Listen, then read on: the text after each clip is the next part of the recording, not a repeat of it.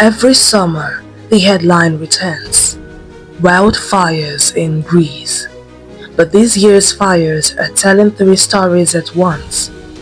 1. They are happening again.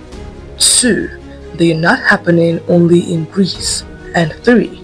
In some parts of the country, the flames are burning land that has burned before.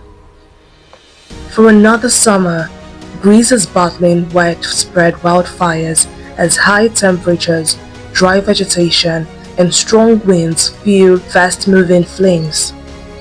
Thousands of residents have been evacuated, while firefighters, supported by aircraft and international crews, continue efforts to maintain multiple outbreaks. But Greece is not alone.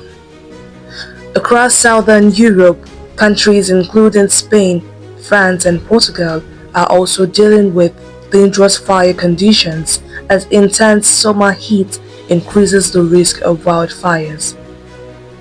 Across the Atlantic, Washington State in the United States is also battling major wildfires, forcing evacuations and prompting emergency declarations as firefighters work to contain the blazes.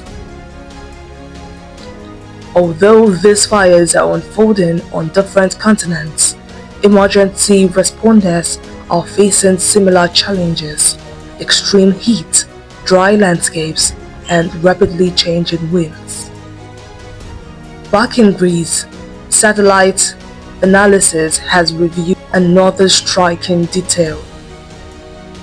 Parts of the latest wildfire in West Attica are burning areas that were also destroyed during the devastating fires of 2009. For some communities, this is not the first time they have watched these landscapes go up in flames. Authorities say firefighting operations are continuing as weather conditions remain challenging. And with weeks of summer still ahead, emergency services across several countries remain on high alert.